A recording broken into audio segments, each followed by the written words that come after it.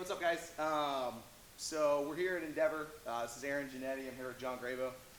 And we're going to talk about a recent video, one of the Gracie Breakdowns that came out from the Waffle House shooting. Now, admittedly, like my first gut reaction when that video came out was, this is fucking stupid. I can't believe he said this stuff, blah, blah, blah, that kind of stuff. I've be the first one to admit that I've been very, critical of them in the past and the things they do. We obviously don't see eye to eye on a lot of things.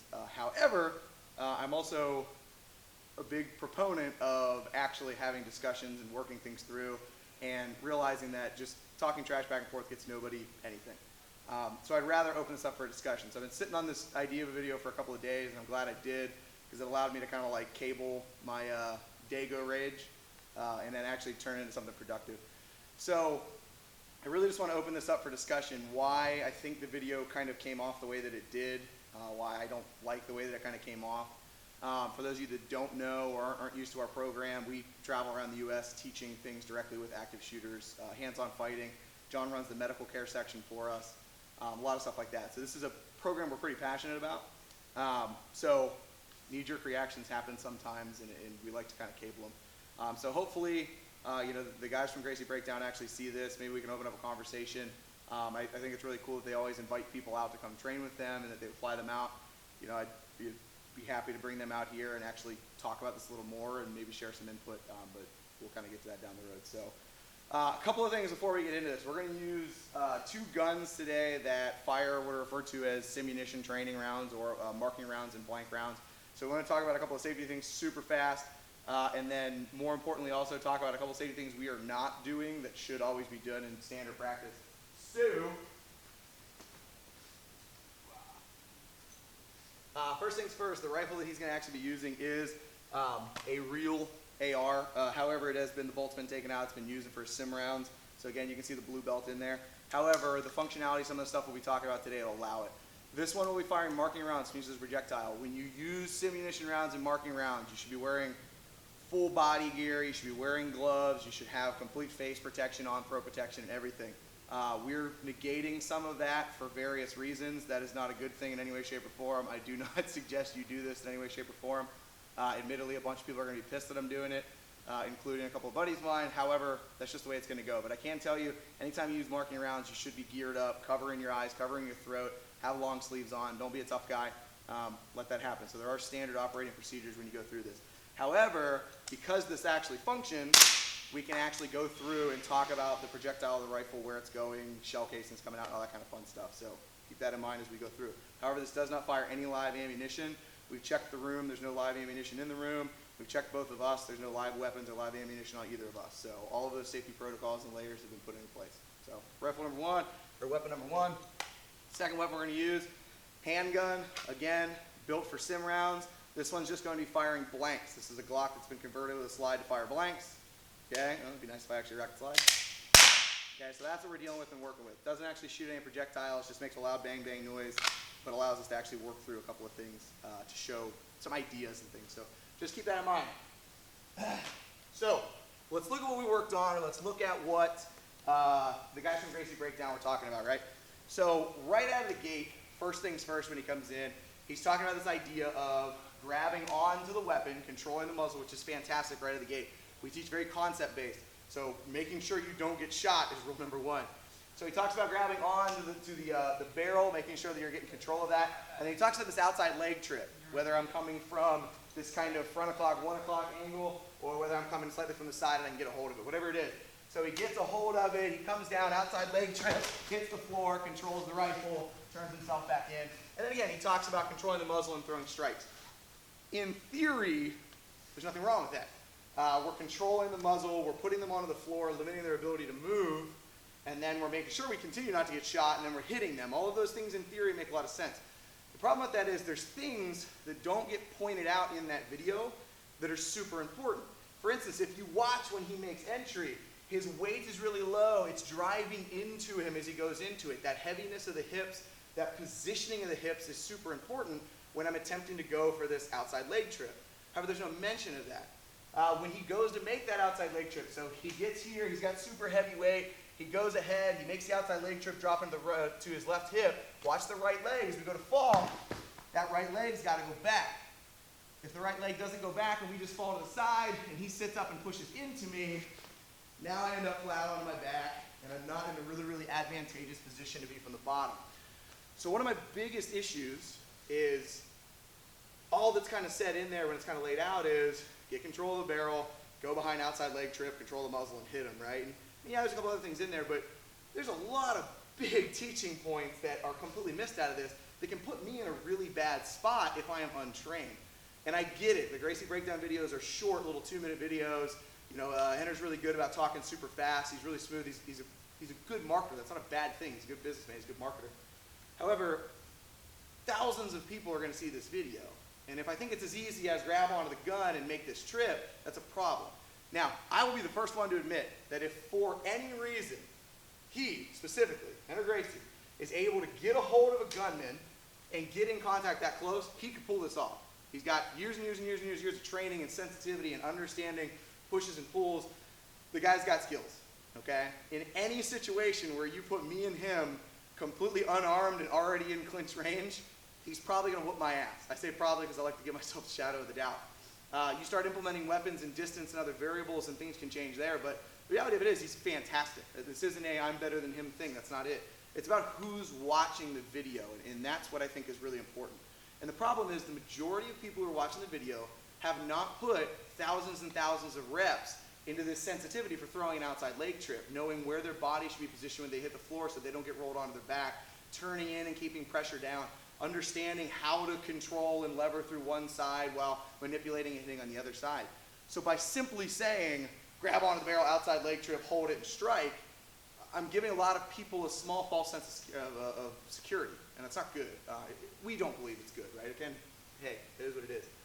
But in theory, if you are trained, then yeah, pull from your training. Do an outside leg trip. There's absolutely nothing wrong with that. If I take John and we go and I get a hold of the gun this way, there's nothing wrong with me going for inside leg trips. Yeah, I might end up in guard, things like that, but I can still put it on the floor. I get a hold of that gun, leg comes inside, make that here and clear, and drive to the floor. That's perfectly acceptable. If it works, it works. There's nothing wrong with, you know, depending on what angle and things I come down into, going for just a hard and heavy freaking double leg, right? I shoot down super low, I get a hold of the legs, put him onto the floor, get control of the weapon from right there. If I can end up somehow, you know, behind him or off to the side, I can get in, get hips, get a hold of his head and pull him backwards. I can control the muzzle of the gun, get hold of his head and pull him backwards. Hell, I can get behind him and start throwing some weird shit where, again, I kind of roll up underneath him, boom, kick one leg over, and turn through, right? I can do a high crotch. But the commonality behind all of these, outside leg trip, inside leg trips, throws. I mean, hell, I can get a hold of the gun here, step across, and chuck him, depending on how committed he is to the weapon. Same exact thing. If I go behind him and I go to do this, he can trip me, same position, right? All of this requires training, like legitimate hardcore training. If your background is not judo or jiu-jitsu, that might not be where you should be going, right? If my background is wrestling, pull from wrestling, man. Understand, he does a great example of, yes, the closer I get in when I talk about a rifle in clinch range, it's not very effective, right? If he puts this on live fire and I'm holding onto this gun, he can fire off rounds this whole entire time, right? He's hitting, he's shooting. Yeah, maybe. Firing, keep firing, keep firing, keep firing, keep firing. I'm not getting hit with anything, right? Okay, and this is ugly fighting over a gun type shit. So yes, in close, that's a fantastic example. I get in and I'm inside of the range of the line of fire and that stuff's great. But to perform this and end up in the same exact position that he ends up in, it requires training. And not a 2-minute video, not 20 reps with your buddy. I mean, fuck, man. Not even like 3 months. We're talking about a lot of time and a lot of sensitivity to get to the point where you can hit that. And there's a lot of things that can go wrong, and again, we can pick it apart. I'm not trying necessarily to pick it apart, but let's say I get a hold of this, and he bases back, pulls his right leg back, and says, well, now that outside leg trip's gone. So then, you know, what's my secondary option? Shit, I go to reach and grab onto the gun, and he just turns and rips the gun the opposite direction, and now I'm chasing after the front of the gun. What was my secondary option from there? So, again, in theory, if you have trained outside leg trip, control, good body position, and you've put that time in, you know, good guys could pull this off. If they've gotten hands on the weapon and they've gotten that close. And that's a big if. We'll talk about that a little more here in a second. But in theory, that would probably work. Wrestlers can pull from wrestling.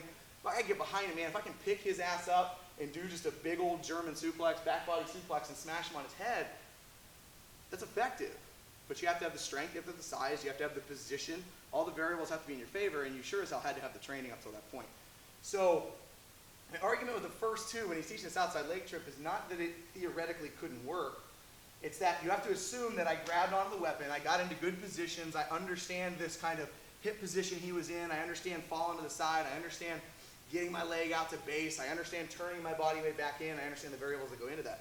All while, again, worrying about the fact that my hand's fucking burning because it's holding onto the barrel that's hot.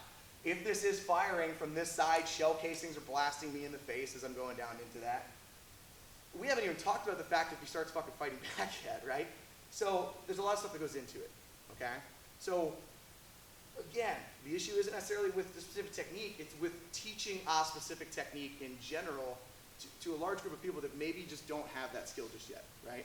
So again, theoretically, totally could work, but we're bigger on concepts, right? Don't get shot. So I get control of wherever I'm at. I make sure the line of fire doesn't come on me. If it is on me, I move it the best way that I can.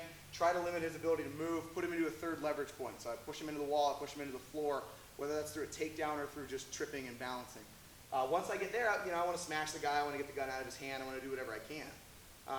Even in the demo with the Waffle House situation, the guy barged through the door. He smashed into him. He grabbed onto the gun, ripped and wrestled it out of his hand, threw it over a counter, and just started fighting and struggling with the guy. There wasn't a technique in there at any point in time, but it worked.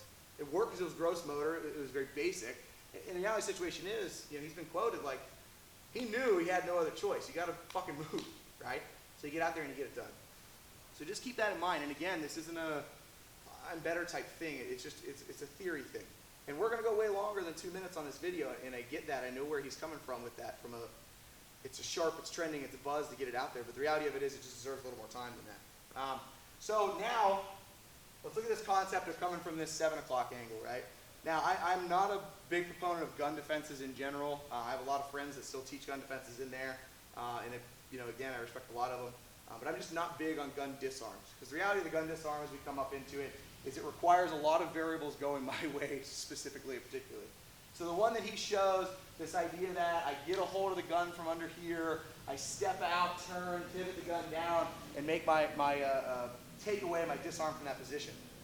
It's the same angles of attack and everything like that you're going to get when you look at Krav Maga and a lot of other systems, this whole idea into it. Here's what you have to understand.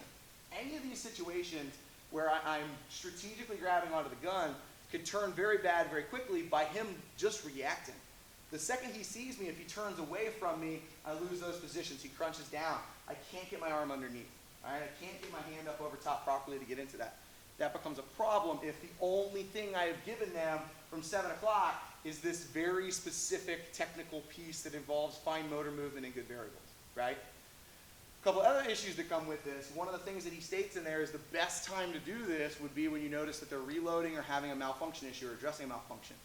I would agree with that. That's a very good time, right, to get that done. Here's the problem. Let's say that John just dropped his mag. He's in the middle of going through a reload. I go to grab onto it, right? Let's say that we fire off the last round as it kind of goes in. And now I take this gun away. In the video, what happens? Puts the gun up, points it at him, and oh shit, he just gave up and surrendered because now I have his gun. The problem is I have an empty gun that doesn't have a mag in it. So again, if the only thing I am teaching them is I go underneath the arm, grab here, turn, bomb, go to this, and then point the gun at them, if it's not loaded, if it's jammed, if I don't know how to use this thing, do I know where the charging handle is? If I ever fired a rifle, do I know if it's unsafe or not unsafe? Do I know how to hit those things? This is a problem, a huge problem. So we want to avoid that as much as possible. We want to understand this is nothing more than a bludgeon when I get my hands on it, right? So just keep that stuff in mind. Another piece of this, hold that please for 2 seconds, to kind of go with that same exact idea, if John and I switch roles, okay, and again, I'm in the middle of dealing with it, I'm charging, I'm going through, and he comes up and he takes my gun away, and now he's got an empty gun, How many times have we seen in situations where the bad guy has another gun? And now he's drawing down on me with a fake gun, and I'm drawing down on him with a real one. That becomes a big problem, right? So one of the things that we get into when we talk about active shooters in general is the fact that when I do engage with them, there's nothing wrong with taking the gun away and getting rid of it, which is fantastic. It's what he did in the Waffle House situation. But what did he do after he got the gun and chucked it over the counter? He re-engaged. Because the weapon, yes, is the medium he's using to kill people, but it's not what's killing people, it's still him. He can draw a gun, he can draw a knife, everything else.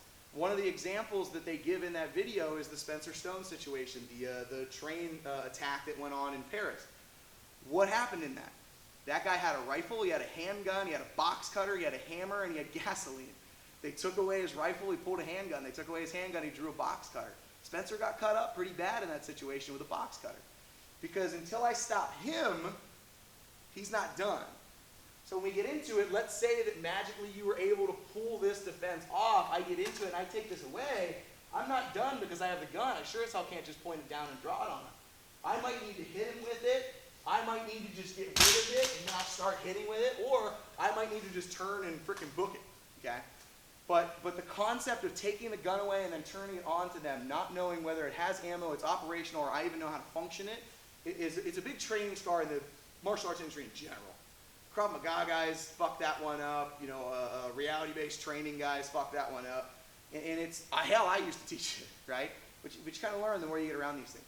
So we don't want to give people these single individual absolutes that seem so simple when the reality of it is none of this shit is simple. It's not flowy and easy. He can sure as shit defend this. If I grab onto it and he starts fighting back, he can defend against me grabbing onto it and pulling it out of his hand. Also keep in mind, I'm doing this while people are being murdered around me and I'm battling in my brain about whether this is going to actually work or not and whether I should engage or not, and holy shit, my kids and my family, and oh my god, I'm going to die if I get into all that stuff's going through your head. That's a tough ass. So all of this to come around, what we generally will go into, and again, if you have a background, pull from your background. There's absolutely nothing wrong with that in any way, shape, or form. Pull from your background. But in most cases, it's very rare that I'm going to be able to get in close very sneakily. It's happened a couple of times. You look at the university incident where the guy had the shotgun, he was reloading his shotgun, and the kid snuck up on him, pepper sprayed him, and took his gun away. But in most cases, if I have to cover distance, whether it's 4 feet, whether it's 5 feet, whether it's 10 feet, in this situation where urgency matters, what am I going to do to get from point A to point B as fast as possible? I'm going to run. And I don't mean like kind of jog. I mean I'm running. Holy shit, I have an opportunity. I obviously have no exit. I have no other choice. I'm going. I got to go. And what does it look like on the end of this when I get into it? It sure as heck doesn't look like me diving just in to get hands on a gun and peeling it away. The reality situation is, like, again, whether we're right or wrong, we prefer 7 o'clock. I would love to come from this angle. Because if he doesn't see me coming and I can enter aggressively and I can come in and just smash the living crap out of him and hit super freaking hard, jar him, maybe the gun goes flying, maybe it doesn't. Maybe when we hit the takedown, he ends up face first, laying on top of his gun. That's a great position to find myself in. I'd rather him clearly not be able to see me coming. But no matter what the angle is, if I have to do this, I've made this decision. We've gone through the whole psychological battle. We've assessed the danger. We've decided this is what we're going to do to get it there. I have to act quickly and aggressively. What we generally will say or commonly say in our seminars is, there's times to be a scalpel and there's times to be a jackhammer. 90% of the time when we're talking about these situations and we're talking about the general public, I don't care if you've trained 6 months to a year, you're still untrained. There's still so much you haven't seen. I've been doing this full time for 10 years, which again, next to some of the Gracies, that's nothing. I'm young. But even in doing this full time for 10 years, there is stuff I don't know and I don't understand and I haven't experienced and I would still have to deal with it getting into it. So the general public, I don't care if you're a BJJ practitioner, a Krav guy, whatever the hell you're doing, for the general public to pull this stuff off, it can't be fine motor movement. It's got to be aggressive. You got to get in, you've got to slam, you've got to smash. Violence in action is what's going to get you out of these things. So again, the whole idea behind this is not to just go in and criticize. That would have been just way too easy. It's what I wanted to do. I wanted to talk trash. The reality of the situation is a lot of people respect the Gracie Breakdown. A lot of people respect, Henry and those guys and what they're doing. And that's fine and dandy. I don't agree with a lot of what they do. But I feel like we're going to get better conversations by actually talking and discussing than just trash talking each other. And I'll be the first one to admit that I have talked plenty of shit about them. In fact, when I saw the Waffle House video, I immediately put it out there, talked shit about it, and called it bullshit. Again, I'm human. That's my apologies on that, but that's just the way things go. But I'd love to have a discussion on this. So these are just some thoughts. We could go on about this thing for hours. I know this is a longer video. I appreciate you guys taking the time to actually go through and watch it. I think it's important to talk about. All too often, we want to simplify things. And some shit can just not be simplified. And encouraging people how to fight back against an active shooter is not something to be simplified. It's not something to put into 2 minutes. And I respect and I understand that making a judgment call based off of 2 minutes of video is very unfair. People do it to us all the time. People do it to everybody. But it's what was out there. It's what people saw. And the problem with that is if we don't address it going forward, people start to believe it's just that simple. And then they get tripped up in their legs, or they go hunting for the leg that's not even there for the outside leg trip. Or when they go to fall, they end up, on their back and the guy's on top of them. And, yeah, most of the time these guys aren't trained, but still, we need to make sure we're addressing this in an appropriate manner. So hopefully this made sense. Throw your thoughts in the comments section. John and I, we travel around, we teach this seminar. He's running an entire program on immediate casualty care, the medical side of things. I'm happy to send, the Gracie and stuff like that, the book that we wrote on this, and get their thoughts, honest thoughts. It's not pushing anything. I'd love to talk with them. I'd love to discuss it. Anybody else that wants to kind of throw their hat in the ring on that. I think discussions are getting us farther than anything. So hopefully it starts something pretty cool. Outside of that, if you got questions, comments, concerns, suggestions, hit us up. We're an open book, and we'll see you guys next time.